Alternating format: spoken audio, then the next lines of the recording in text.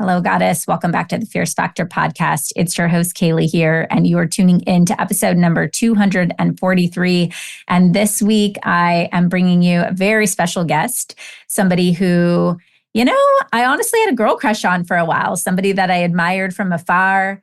I looked up to as a woman who had brains and beauty and ambition, and also somebody who is always very authentic and kind of had that ability to be vulnerable, but not to make you feel like, I don't know, sort of in an empowering way. And she eventually came to our alt conference as an attendee last year, and then ultimately has linked arms with us at KLC to help her build and scale her aesthetic practice and transition out of being a primary provider in her practice and into a CEO and leadership role in her business. And so today I have the good privilege of bringing to you our guest, Dr. Sarah Berg. She is a trailblazer in aesthetic medicine and the founder of Bespoke Beauty in Missoula, Montana. With a background of doctorate and nurse practitioner, Sarah has built a business that goes beyond aesthetics, integrating regenerative medicine and holistic care to help clients look and feel their best. But her work doesn't stop there. Through Bespoke Beauty trainings, she is raising the bar for provider education, creating immersive programs that emphasize hands-on mentorship and patient-centered care. And in this episode, we'll explore Sarah's visionary and strategic transition from being a hands-on provider to embracing her role as the CEO, a move that has really redefined her business and her mission.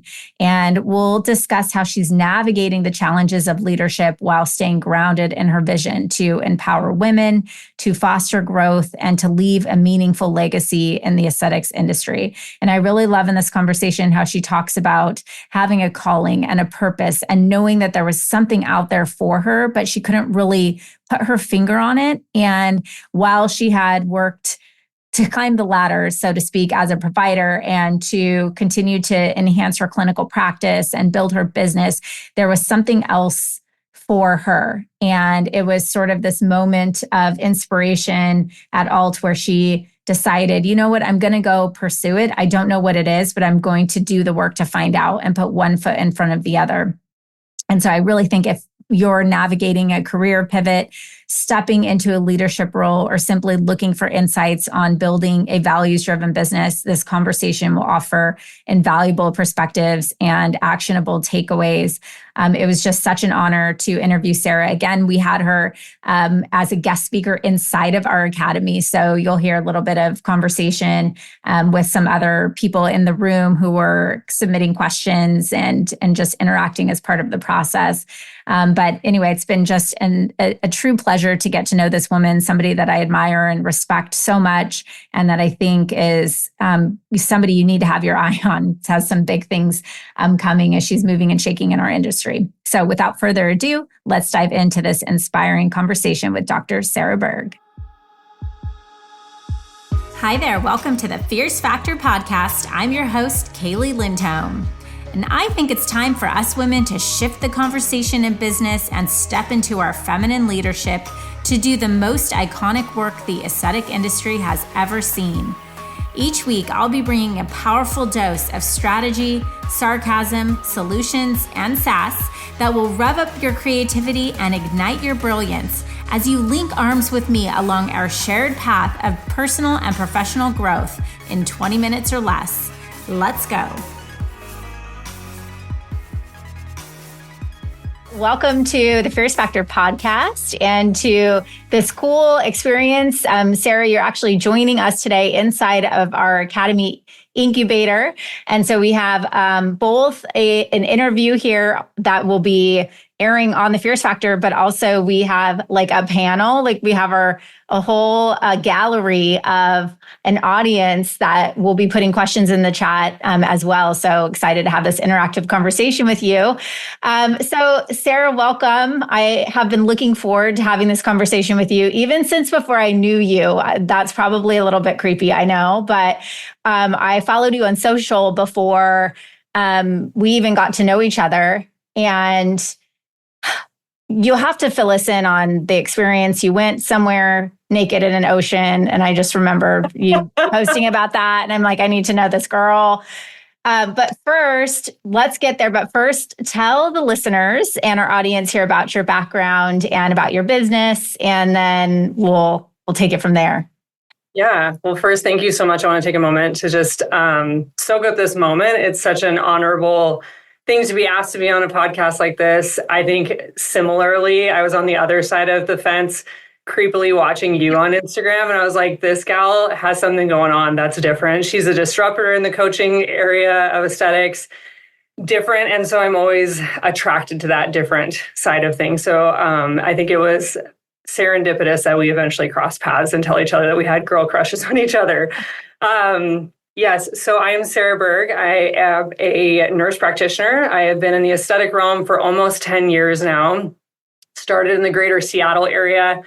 And I'll be honest, I never wanted to be in this industry. And it was meant to be that I'm here. I never wanted to be a business owner either. And every single decision in my path, which I'm sure we'll get into today, have led to this, where I now own a medical spa in Western Montana called Bespoke Beauty. I have a staff of about 8 women who are wonderful. And I now have recently stepped away from the bedside as of October 31st and am now the full-time visionary CEO leader of my team and navigating brand new waters of lots of change and lots of uncertainty. And as we'll probably talk about today too, that's my new gig of how I'm living life. And I actually really have learned to find a lot of enjoyment in that side of things. Well, welcome. Spoken like a true medical provider, stepping away from the bedside. So let's start there. Let's talk about we've been working together for, I don't know, I'm losing track of the months, but let's talk about that transition, because I think a lot of people hear the idea of pulling myself out of service delivery, right? From somebody who didn't even envision themselves being one in the industry, then building a business and becoming a business owner, and then to embrace and jump all in head first into, no, not only am I going to run this business, but I'm going to pull myself out of my craft essentially to lead and grow this business as a CEO. So talk to us a little bit about why did you come work with KLC? Was this part of the process? Was this part of the plan, or did this happen after? This kind of happened after. So I attended Alt in May, and that was kind of where I was like, I'm going to go really see what this is about. I'm going to feel out the vibe, really see if essentially Kaylee is who she says she is, and feeling I'm all about vibes. So I knew immediately the vibe that you were one of those women I wanted to partner with. And really it was during Alt that I had this huge shift that was like, Sarah, it's time. It's time to make a big change. And it's that looks like you being a leader and being a CEO. And it's kind of interesting because subconsciously, and I think you and I talked about this at the retreat, because you're like, wow, you're like going cold turkey. And I was like, well, no, I've actually, without even planning it really well, I have been phasing out of seeing patients for years. I opened my business almost 5 years ago, and I was the only one seeing patients for a while. Then we expanded, and I was working 5 days a week. Then I went to grad school, started going to 4 days a week, 3 days a week. In the last 2 years, I've been working 2 days a week. And so I really have naturally phased myself out. And I did a lot of self-reflection at Alt and before then. And I think really in my heart, that was my heart's desire kind of unfolding itself of like, you have a bigger calling than just seeing patients. Yeah, it makes me emotional. It's like you have a bigger calling than just seeing patients, and it's to build women, and it's to build a career or a space for women to build a career, and it's to build a legacy. And so with that, you really, when you have a deep calling like that and you say yes to it, and I'm a quick decision maker. I make decisions fast. I act on them quickly. It really drives me nuts when people go slower, and that's fine. But I've always been one, especially in my business, I pivot quickly, and I'm like, let's go. Like, we can't drag this out. And so that was a very quick pivot decision that I was like, I literally came back from Alt and told my husband, I was like, I'm going to step away from seeing patients. And he was like, oh, okay. So, wait, and he said, right, he was like, and do what? Yeah, he's like, and what are you going to do with all those hours in the week? And so I said, I don't care. I'll fill them. I'll figure out what to do. And I think all of this has led up to where I am, in the sense of I've really been on a big self-development journey my whole life, but a lot of the concentrated self-development has happened by owning a business, because your business is one of the biggest self-development journeys you will ever go on in your life. And this is just kind of another peak of going in a different direction and finding a new part of me and my purpose. How has that been? How are you feeling about this decision? Yeah. And acting upon that higher calling? Because I agree. I think we all have a calling, right? And but what we tend to do is we save it for later, right? When I do this, then. But first I have to do, and almost setting out on a path, and especially somebody in, you went and got a doctorate degree. Like, it wasn't like, yeah, and maybe I'll do that. Like, there was a very intentional path that you were on to make that pivot, to hear your calling, to access that, to honor it, to embrace it, and then go on this journey. Like, what is that like? Yeah, again, the big piece that so to answer that first, it's very uncertain and it's very uncomfortable. I'll be the first to tell you that. You and I have had lots of conversations about the ups and downs that go with it. And it's stepping really deeply into the unknown. And again, I'll pull in the self-development piece, that everything that I've done up to this point has built me to where I was able to handle and hold all of this. And the big piece of it is a lot of self-trust. The other big piece of it is an open mind and an open heart, that literally anything can happen. And always knowing that I've always been one that's not a false positivity person, but I always think that everything happens the way it's supposed to happen. Yeah. And I keep my mind open to that, and I keep my heart open to that. No different than, I think that was why I was so easily able to step away from the bedside. Easy is not the best word to describe it, but I was able to make that quick transition because I trust myself. And I was like, I don't know what the first thing about being a great CEO is, but I can learn it, and I can be open to it, and I can go through the discomfort of basically starting over. Yeah, well, there's nothing easy about it. And I will say it's been an honor being a part of watching you navigate, and you talk about moving quickly. I think one thing I've noticed about you is that when you make a decision, you're so convicted to that decision that you expect it to be hard. You expect self-doubt and those things to creep in, right? You keep talking about trust and trusting yourself. Like, where does that come from? Many years of doing the opposite, not trusting myself. And that was, it's like one of those wounds that I had to look at, of listening to what everybody else had to say and what I thought doing what I thought they wanted me to do, because everybody else knew better than me. And so it was one of those things that I've grown a lot in this as owning a business, because you're at the top of the chain. You're making the big execution decisions, and you have to be sure of what you do, but also knowing that if you fail, you're going to learn something in that failure. And so you may not always be right, but you have to trust and spend time. I just spend a lot of time in meditation, a lot of time in self-reflection, and I go off to also how it feels. How does this feel? How does this decision feel inside? If I do fail, then I can forgive myself and we can make another decision and move in a different direction. So I think that deep self-trust has come with time of getting to know myself better and to loving myself deeply and accepting all the different potentials that can happen when I make decisions, that it could be the wrong decision, but I still learn something from it, or we pivot and we make a better decision, or something good comes out of it. What would you say have been the biggest mindset shifts that you've made since you've been on this journey with us? You have the answers inside of you. You really do. you're not going to get them from somebody else. You're not going to get, and really the answers inside of you, I'll add to that. The answers inside of you are better than what anybody else can provide you.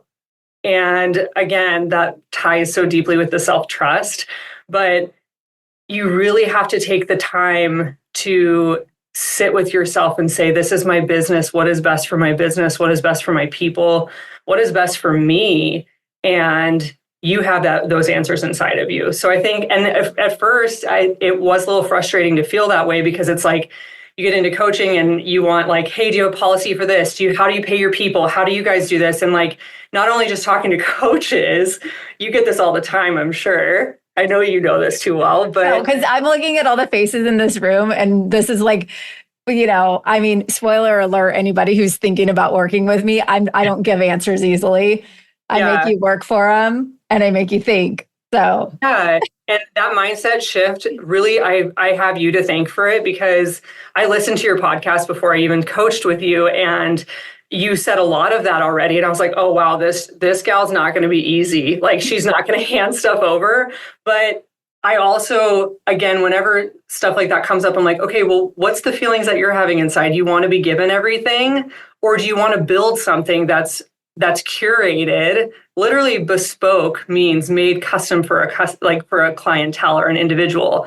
You are making a bespoke business, Sarah. You're making all of your policies that apply to your business, not somebody else's. And you're making decisions on what pay feels like good to your business, and the income that comes in, and the employees that you have, and how you want your employees to feel with that exchange of what you pay them, and all of it. And so I think the biggest mindset shift that I've had so far is that people are not going to give it to you. You have to be willing to do the work for yourself. And the answers are inside of you if you just take the time. You have to slow down and listen to that internal wisdom that you have. Mm-hmm. I love that. That makes me happy to hear. When you talk about your higher calling, and that you felt pulled to empower women, and I see, as I'm hearing you talk and we're having this conversation, and I watch how you move, how you're such an inspiration because you're a role model of what's possible. And I think a lot of women can look at that confidence and that trust and the things that you've developed in yourself to be able to go make those scary decisions and then just be convicted to pursuing them. When you had that download at all, and you were like, it's time, and I'm going to say yes and answer this calling of mine. What is that? Like, how is that manifesting for you as you're stepping out away from the bedside? I'll call it, in your language. What is that? Like, what does that mean for you? For me, the meaning is that there's a deeper level of fulfillment that's out there for me. And I'll be honest, I don't know what it looks like. There's a lot of, I feel like every single day, the next step or the next stepping stone in my journey is being presented to me. And in a way, being a previously type A human being and now being a little more flexible with how things go, that's exciting. There are days that it does suck too, where I'm like, I don't really know what my true, like, what is this purpose going to unfold? Like, what am I going to create? And that's scary. But then I have to shift my mindset that everything's working out, and it's revealing itself to me as I go. And I know deep down, though, what that means to me is I'm going to leave a deep impact and a deep legacy. Not just like for family, it's like this big impact to my community and my employees and my everybody who is in my inner circle, like that will impact in a positive way. And so what that means to me is that it's exciting, it's unknown, and this is teaching me to be flexible and to just watch things unfold for myself, but keep going and making the decisions every day, trusting that this bigger plan is all kind of coming together and building on itself.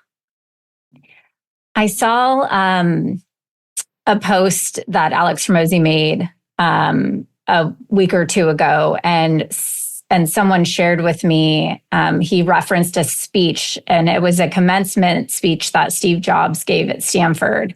And he talks about your journey in life and that you realize, like he's realized where he is now, all the dots connect backwards.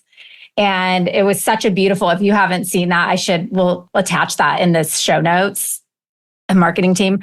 It gave me chills. And as I'm talking to you, I think like from my perspective, I see so many women wait till they have that clarity. And the clarity comes by making the moves. And that's the point, is like, that's what I'm hearing from you, is like, I'm trusting my instinct and I'm feeling my way through, navigating what I know is my mission, and we're figuring it out as I go.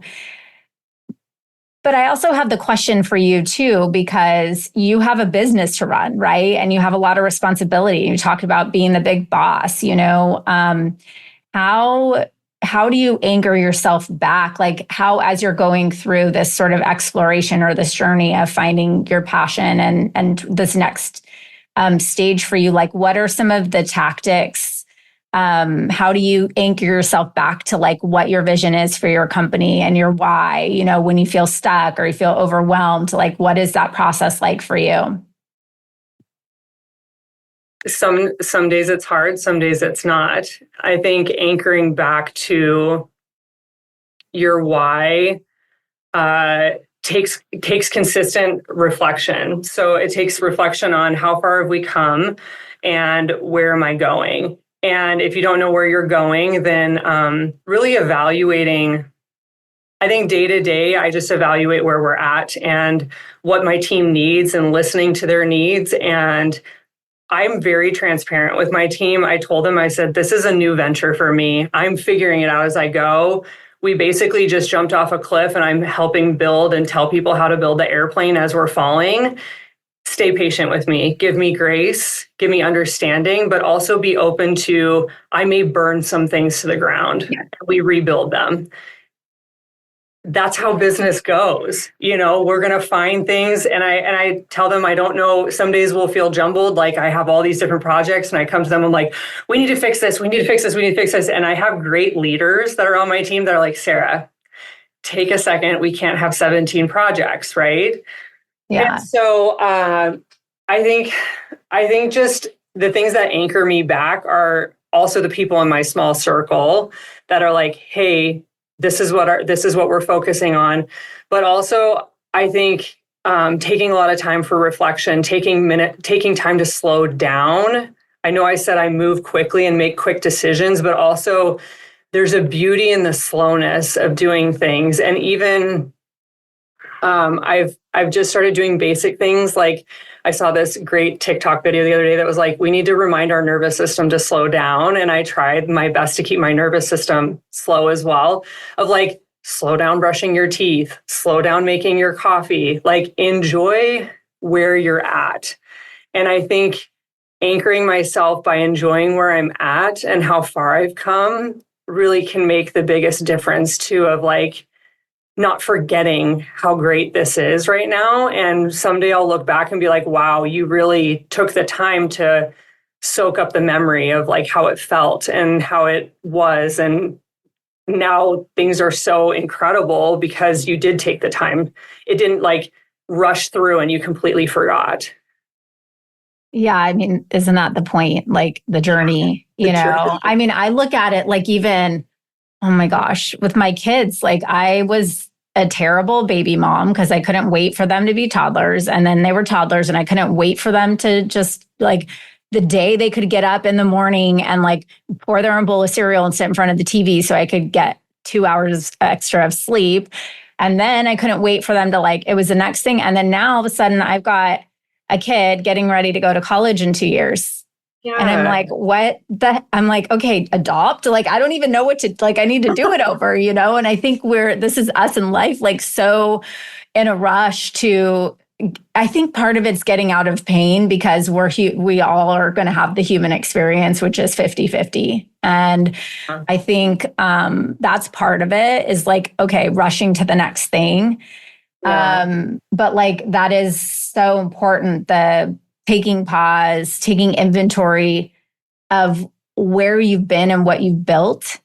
And I also think we talk about this in here as this isn't just a kind of a woo thing. Like this is a literal, like practical strategy to remind yourself and to see where you've come from, where you've been and how much you've grown, because it reminds you. And when we talk about you trusting yourself, it reminds you that that woman who you have become is going to be there for the next stage of growth and be able to handle anything that comes at her, you know? I kind of want to get a little bit like tactical with you in that a piece you mentioned, which is about like we may need to blow things up in the practice and like, woo, like I've got this great team or whatever, but like, let's get real about that, like granular, because what actually does happen when you make these big shifts and, talk to me about what, and,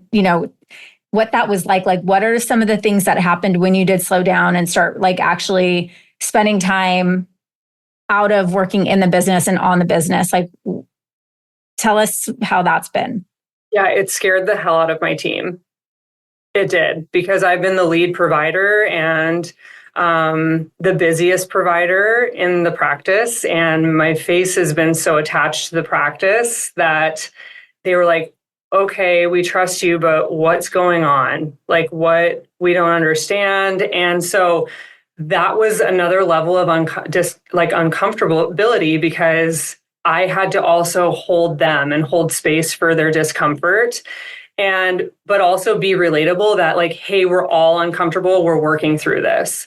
And it hasn't been easy. I will be honest, like the vibe around the office has felt uncertain, uneasy. There's some days that feel easier. There's some days that don't. My leaders are very honest with me. They're like, things just feel rough some weeks. And the direction sometimes feels a little unknown. And I tell them, I reassure and say, yeah, I understand that. And we're figuring this out together. You're not alone.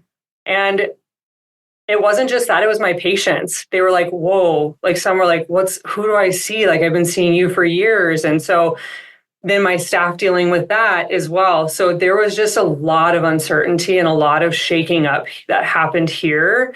And I think to a degree that still remains a little bit. The dust hasn't totally settled, and it's going to take time with just seeing these little evident signs of like my patients feeling comfortable with my other providers and handing them off. And then also my team seeing Sarah and this new role that I'm stepping into and the consistencies that they can depend upon me for in this new role. Mm. So yeah, it hasn't been easy. What are some of like the new systems and structure that you've had to put into your practice? What's some of those? Tell us, like, what are some of the things that you've had to do since stepping out, and how has that impacted your practice?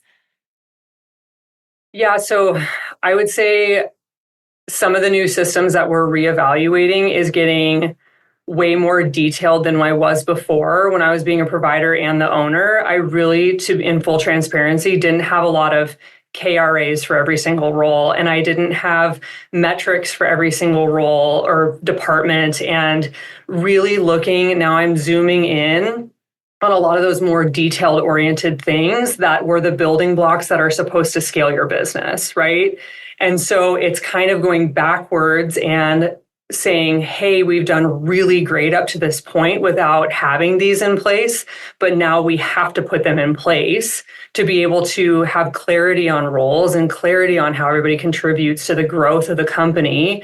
And I think that too opens unfamiliar territory of like, wow, you've never had these things in our reviews before where I have to meet KRAs and what is a KRA, and teaching that, I think that's been a little uncertain, but good. And then the other part of it too is some new like role offerings. Sitting down, my leaders and I, we are in the process right now. I was like, let's brain dump what all of us do.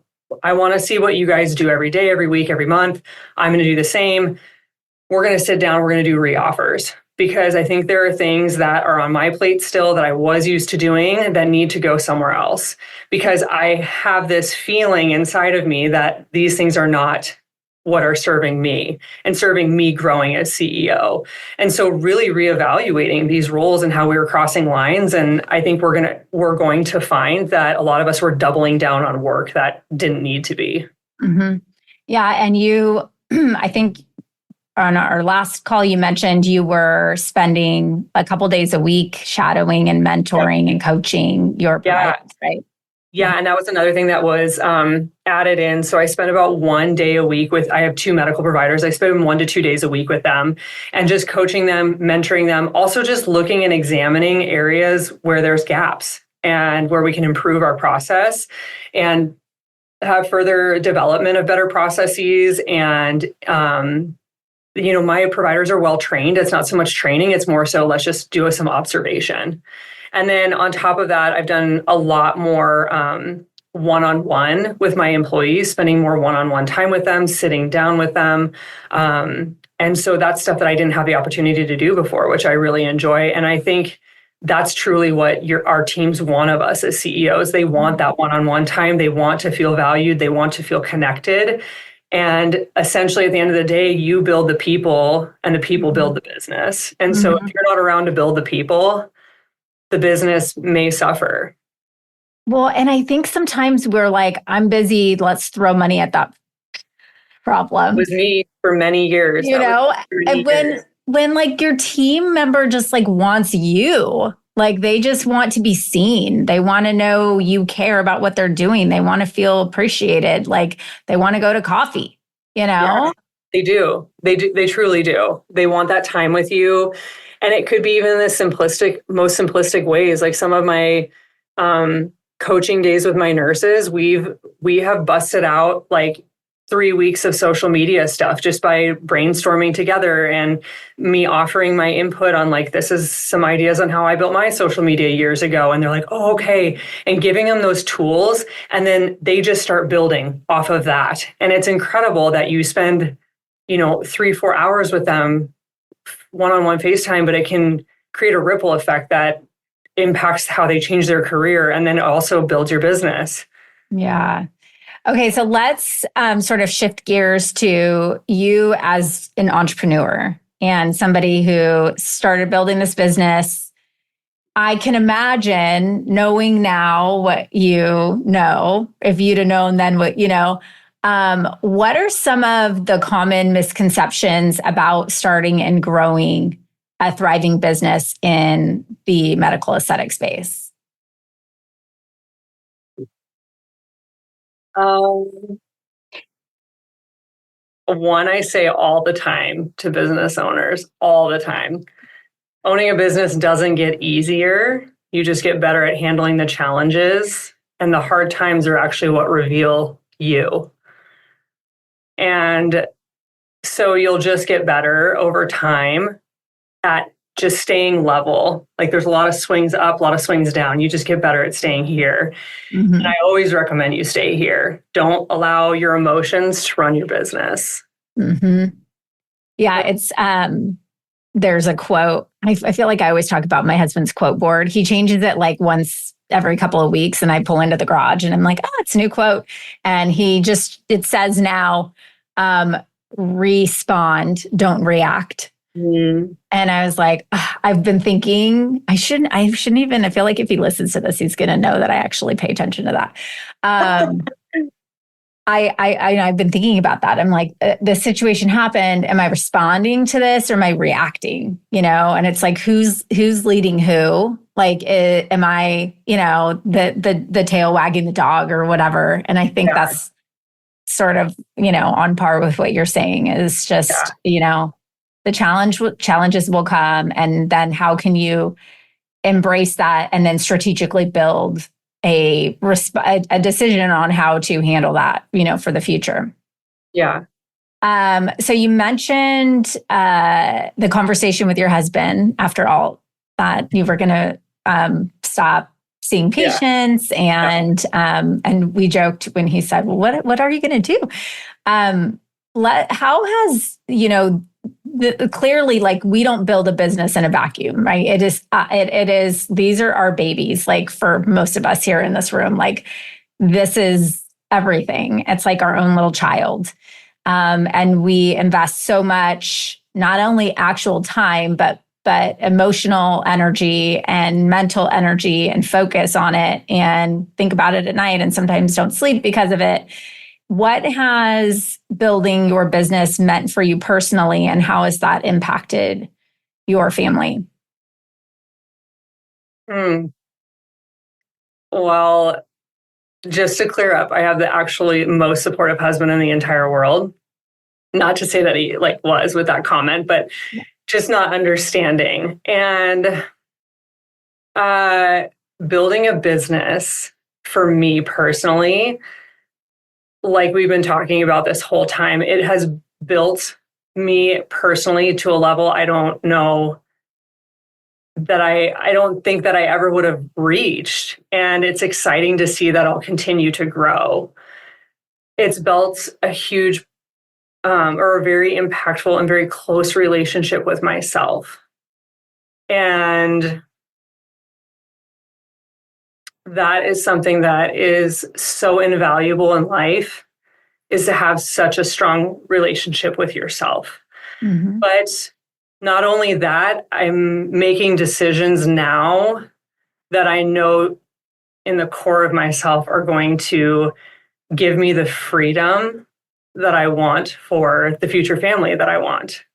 And also to be able to show my future children that you literally can do whatever you set your mind to. And that sounds really cliche and cheesy, but it is. And that you can go through life with uncertainty and uncertainty and uncertainty and still go down the right path of life for yourself. Yeah, I mean, cliches are cliches for a reason. I don't think so. I think there's a lot of women who have mom guilt. Yeah. I know I did when I didn't own a business when my babies were little, Yeah. I mean, they were 8 and whatever, but like 2 and like that age, oh my gosh, I can't imagine. I was working a full-time job and in a career, and I remember pulling out and, heading to work, and I would have to pass the park where my nanny was pushing Cooper on the swing, and thinking to myself, like, what am I doing? I mean, I remember most days I cried on my way, like driving up to LA to go. I'm like, what am I doing? My baby's there. And then, I share this because I think like we get, what you said is so powerful, Sarah, because now through the lens that I have, and I have women, I have kids who can look at, that I see like the only thing I want for them is to believe in themselves and that they can do anything in the world. And when I think of the gift of like the fact that, I had the opportunity to listen to my heart and go pursue my dream and live my best life and, make an impact in the world, that is the message I gave them. Like they get to grow up and see a mother who believes in herself, and as a result, they believe in themselves and the fact that you get to carve your own path in the world and you get to pursue any dream that you have. And I don't think that there's a mother on the planet that doesn't want that exact thing for their children. Yeah. So it's deeply meaningful to me, and I think really special that you say that. Yeah. And that your mind is a powerful tool. And you get to choose like the thoughts that you have that back up these dreams that you want for yourself, right? And It's the mind is what takes the daily work. But if you do put in those daily habits and build them strong, then literally anything can come to fruition that comes to your mind. Yeah. Yeah. Would you recommend, and I'm thinking about too, like advice you would give to your past self, or, how would you advise somebody that was 5 to 7 years behind you to go about navigating their entrepreneurial journey? There's a lot of things I would say, but we're all ears. yeah. I mean, number one, get really comfortable with failing and get really comfortable when you fail. Forgive yourself. Give yourself the grace to learn the lessons, or else you'll repeat the failures and move forward. Give yourself time to build a really strong business. I think people severely underestimate how much time it takes. I know you put in a lot of time, a lot of hours and efforts, and I still am 5 years in, you still are, I'm sure, years into your business. You just get better at working smarter, not harder, but just know that success doesn't happen overnight, and it doesn't happen in a couple of years. Sometimes it takes 10 years, 15 years to really build a solid business. Don't give up on yourself in that. You have a couple of bad years in a row, don't give up on yourself. I would also say it always goes back to you. Your business will grow to the extent that you grow yourself. And if you're not willing to grow yourself, you're not willing to question your patterns of thinking, the environment you grew up in, the way that you question or see things, or not get curious around potential things that trigger or wound you, then it will be really challenging to get past that. And that will show up in your business. The areas that you have triggers and wounds in your personal life, those triggers and wounds will happen in your personal or in your business. They're a mirror of each other. Yeah. Well, it's funny because the process of building a team for me, let's be real. Like, I came out of corporate America, like I led, and man, I was, sales director, and I had my big team, and look at me, I'm such a leader and captain of my soccer team and all the things. And I'm like, I know I can do it. Like, who doesn't want to work for me? And then it was like, the things you learn about yourself going through the experience of like I'm just speak for myself, and I don't know if any of you guys, but like where I think I wasn't ready. Like, I wasn't ready for the first employees that I hired, and I couldn't give them clarity or direction. I couldn't lead them properly. Like, I had to go through that experience. And thank God, like, I found life coaching in 2020, and like I have know how to manage my mind, because we can get PTSD from an experience that happened and feel like we won't be able to move on from it. And that can happen in all the different aspects. When you talk about failing, right? Like those are, for me, biggest failures. But I do appreciate that. And I learned that about you very quickly at all, was how much investment you put into emotionally self-regulating, learning about your thoughts. Like, how do you control your mind? How do you, like, especially when you're growing and transitioning, right? Like we almost evolve into a different person. And then it's like the old version of ourself creeps in, and you feel like you've gone backwards again. And then you have to like redirect yourself. And it is mindset is everything. It is. And I think that other part of that you just touched on, I think about that a lot, because I think I'm going through a big grieving stage of grieving parts of Sarah who don't serve me anymore, and it's time to move on. That's hard. That's hard work. That really takes some serious leaning in and some serious time by yourself, and really pointing out what are the things that are not serving me, and it's time to let it go completely. Yeah. And I agree with you. I was in the same position when I first went from one room by myself to Bespoke. I hired like 9 people, and I was not ready. It was insanity. And I was not ready for that growth. I was not ready for that team. I had no direction. I was surviving, and rightfully so. The biggest blessing that's ever happened in my business, almost all of them left within 2 years. They all exited within a month of each other. And it was the biggest blessing of my entire business, is all of them leaving. So hard. A mentor of mine said, you're going to go through 3 or 5 before you get the one. And I'm like, not me. Nope, not me. Ain't not happening. Me. And then it happens to turn it right. No, I know. And it's like, you can't skip the line. Like, it is what it is, it just is. And then you get good at, and accepting that that's part of leading is having to, Sarah Tremmel and I talked about this yesterday, just make big girl decisions sometimes, you just have some, be the adult. Gotta be the adult. Yeah. And I think it's also good to accept that, people come into your career and your business and your life at certain points, but that doesn't mean that they're with you forever and they're good for you forever.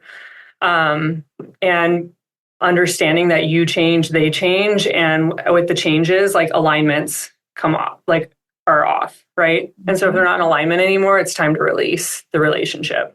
Mm-hmm. Yeah, it's kind of like that season, reason, lifetime kind of thing. Yeah. Right? Yeah. I feel like it stings less the more you are open to that. Mm-hmm. Exactly. It still stings no matter when it happens, but it stings less.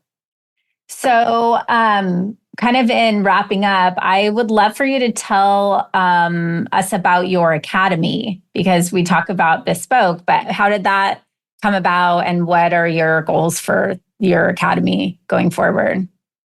Yeah, so Bespoke Beauty Trainings is my group training academy. We started it this last year.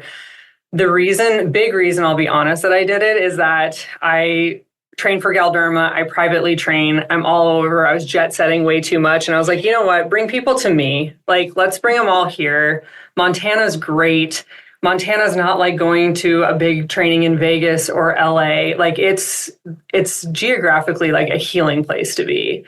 Mm-hmm. And so I was like, let's bring people to Montana. Let's see how it goes. And they've been very popular. And then the other part of it that I've recently decided to bring in, and that's where my newest group training, the aesthetic alignment, has come from, is how do we align ourselves as humans better? And how do we improve ourselves? Because to me, I've truly seen the deep, deep value, as we've talked about this whole entire interview, is the more you pour into yourself, like literally every aspect of your life gets better. Literally every aspect, including the patients that you see, the business that you're scaling, the team that you have.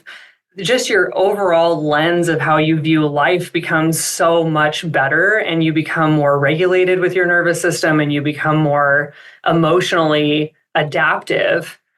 And so I was like, this needs to be brought to the aesthetic space. And I don't know how we're going to do it, but again, we're just going to do it and we're going to jump in. And it's been very, very, just incredible. It's blown my expectations out of the water. We had our first aesthetic alignment back in September, and the feedback we got was just incredible. It was this small group of 25 people, and the energy of the room was just, it felt vulnerable and it felt safe, and people felt supported, and they could ask the questions that they haven't been able to ask in trainings before. And people actually just felt cared for. It wasn't these big names that go up on a stage, talk, and then they're out of here. It was like you get to have dinner with the faculty. You get to know them. You get to do one-on-one time with them, training and all the things. And so it just has turned into this new mission of bringing this incredible feeling to the aesthetic training space and caring for the providers when they come in, having it be a place where we're here to care for you too, body, mind, spirit, and wanting you to leave in an expansive state that will grow you in any way that you desire in your life. Mm-hmm. Domino impact. Yeah. I mean, that's it. Like, I'm just telling you, like, everyone, we work so hard to try to figure out our purpose, and it's like, just work on yourself, and like that in itself is going to open up opportunity to touch other people in a different way. Yeah. So, okay. There's a couple of questions in the chat here. So one is, what are some of the things you do to train your emotional adaptivity? The thing that's going to train you the most is experience. I saw this quote the other day that I love. It says, experience is the biggest teacher. It gives the test first and the lesson afterwards. Right. Mm-hmm. And so it's extrapolating the lessons through the experiences. But that being said, I do have daily habits that I do. So journaling is one. And journaling doesn't have to be this like strict thing. I have an arsenal of things that I do, like journaling, meditation, walking is a huge form of relaxation and like reflection for me. I walk alone. I walk with my husband. We decompress about a lot of things. A lot of stuff gets done when I walk. And so rhythmically, it helps me to walk. It helps my nervous system. So I think, and also doing things that challenge me every day. So working out in the gym, I challenge myself to lift harder, or I challenge myself to do something that pushes me harder physically and mentally. And then also doing check-ins with myself. How am I feeling? What is my mindset at? And that sounds simple, but even like the minute I wake up, I just saw your post the other day, Kaylee, that said, you used to wake up and your list would go through your head, and now you wake up and you say, thank you, God. And I actually started doing that to get my list out. My list is still there, but I interrupt it with being like, thank you. Thank you. I'm awake and I'm healthy, and I have a thriving business, and I have a thriving life, and I have a warm home. And so really being grateful is a huge one that really will emotionally make you so adaptable, even in the hard times. And I try to find things like, how blessed am I that I have problems to solve? How blessed am I that I have, people come to me on my team to solve issues? How blessed am I that I have a list of things to do? All of that. If you can switch it, like it's hard. There's days that I'm like, tears are streaming down my face. I'm really mad. And I'm like, how blessed am I that I have it, and you have to just, again, it's that action. You have to keep going through. You can't stop it. And there's things that you just do it fighting mad, and that's okay. Yes. And like, okay, great. This is being a woman. Being a female is the full spectrum. I'm laughing because I box Shan almost every, at the end of the day, if I have a busy day, hard day, and, we have virtual teams. So I do the download. I'm like, this is what happened, la, la, la. And I'm like, I'm so grateful for this. And this is going really well. And I'm just rattling off a list of positive things. She's like, that's so great. That's so great. And inside you're just like, okay, I'm really what I really want to do is crawl under a rock. Go jump off a mountain. But then put yourself in that perspective of how great is it, and how grateful am I that I'm in a leadership position, that I have all these problems to solve and these big things to do. I didn't, I said, I didn't ever imagine I'd be a business owner. I didn't ever imagine I'd be in aesthetics, and how great I've been in this position, and I think all these things are revealing themselves in timing to build who I am. Well, and I always say to you guys, my favorite reframe is 80 years old in your rocking chair on the porch, the people that you were able to impact because you built this beautiful business. It's endless. Think of it. It's just, it's incredible. It really is. So we're glad and thankful. And you, and you've, touched so many of us here, in this academy and in this room as well. So, okay. And then the last question, thank you for helping me close the loop, by the way. The naked in the ocean story. Sorry. Here you go. I had, we needed to know about the retreat. Yeah. You guys, the last retreat I went on when we went on the KLC retreat. So, okay. Well, not everybody in the whole wide world on this podcast has been able to hear the story. So, by the way, I want to mention too, I learned recently about you to the doing hard things and you're working out. You need to post this on your social that you're a former bikini competitor. Oh, yes. Yeah. That was really challenging. Yeah. I did not know that. I prepped in 8 months. It was wild. I went from 20% body fat to 8% body fat in 8 months. It was wild. It was a one and done. I was like, all right, did it. Check off the list. Let's go back to eating pizza and drinking beer. Yeah. It's too short. Short. Yeah, exactly. Okay, so let's talk about this on the beach naked situation. We'll get it out. So actually I was thinking about this as we were interviewing, and when you brought that up, another thing that has built my trust is I have said yes to some really wild things in my life. Wild meaning, for example, I graduated from college. I got my RN license, or my RN degree, got my license. And then I told my parents, I was like, I'm going to Africa. See you later. And they were like, what? And I was like, I'm going to go do medical mission work. That's what I want to do. So I moved to Tanzania and I lived there for a few months and I did medical mission work. And then I got to do some research. That was my first nursing job. But I've made these choices. Like I make decisions fast and I always have, but I make them quick and I'm like, I'll see there's something good on the other end. And it changed my life. Going to Africa and that being my first nursing job. And I was in churches, sitting on dirt floors, taking blood pressures and, blood glucose, all of that. It was wild. So again, this is where it ties into this naked on a beach in Greece, because I had a life coach in 2020, 2021, and she does this women's wellness retreat, and it's in Crete, Greece, and it's women from all over the world are welcome to come.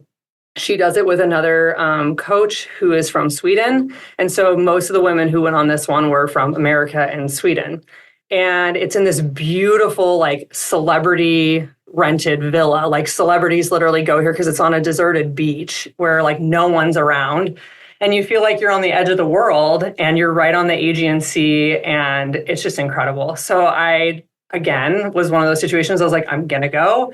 It fell on my 1-year wedding anniversary week and just told my husband, I was like, hey, so how would you feel if I was in Greece and you were here? And he was like, okay, Sarah, sure. If you think it's going to be helpful and healing, go and we'll celebrate our anniversary later. And so it was just this really beautiful, again, body, mind, and spirit opening situation where I spent a lot of time in self-reflection sitting on the beaches of Greece, and clothing was obviously optional being a women's retreat. And obviously. Yeah, I mean, it's just these situations push your boundaries a little bit. I'm not one of those people that's just let's just not wear clothes, but it was let me push my boundaries and see where I'm at and see what kind of growth comes out of it. And it was incredible. So we ate great Greek food and did a lot of really good mindfulness practices and connecting with other women from around the world. It really put in perspective a lot of things that the feminine in general is such a dynamic, broad spectrum. We feel rage, we feel happiness, we feel joy, we feel anger, we feel sadness, we feel anxiety, depression, all the things. And we're but we're also this really beautiful group of females that are women are what makes the world go around. And it built a huge piece of female strength in myself and my value as a woman and what I bring, and that, not only can I build a very successful business, I literally can bring life into this world, and that's huge.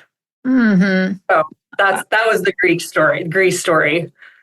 Yes, that was the PG version. No, I'm kidding. No, yeah, that was. Totally. There's an R-rated version that probably shouldn't go on podcasts, Okay, yeah. If you want more to that story, my little hook here, Sarah is going to be speaking at Alt this year. So, big announcement. So you guys can come and listen to more of her story and tap into her brain as well. So we're excited to have you at Alt. Okay, so how can the audience follow you, find you, and get involved in alignment and all the things? Yeah, so you can follow me on Instagram. It's my first and last name, Sarah, with an H, Berg, DNP. We also have Bespoke Beauty trainings with an S. That will have all the content on our training on where the aesthetic alignment is going to be. Our next one is in March in Seattle, so we're taking it on the road. I'm excited for that. And then Seattle's my OG home where I started injecting, so it'll be great. I have a big piece of my heart left in that city, so it'll be great. You can follow my business, Bespoke Beauty, on Instagram as well. And anybody who's in the academy can get a hold of me too. Right here, I'll be at the meetings. Awesome. Sarah, this has been such an incredible conversation. Thank you so much for your authenticity and just introspection into what goes on that brain of yours. And it's been such a fun journey watching you grow, and I can't wait to see what's to come. Thank you. I appreciate it. Listen, leader, if you're vibing with me here, hang tight, because I have a brand new resource for you. You are a successful, confident, powerful woman who just isn't into being average. No, you have a calling, and part of that calling is requiring you to level up. And I know that if you're working across the next $1 million milestone in your business, you need to be in the right circles. And perhaps that's why you found us. I'd love to invite you to join The Blueprint, a weekly resource for inspired, provocative thinkers who are taking this conversation to the next level. Get access to free business tools, podcast supplements, guideposts, and direct communication with me and my expert team. And of course, a masterfully curated circle of women making big moves and disrupting the status quo in aesthetics and wellness. You can link directly through the show notes or head to klcconsultants.com/blueprint. It's time to elevate. See you there, goddess.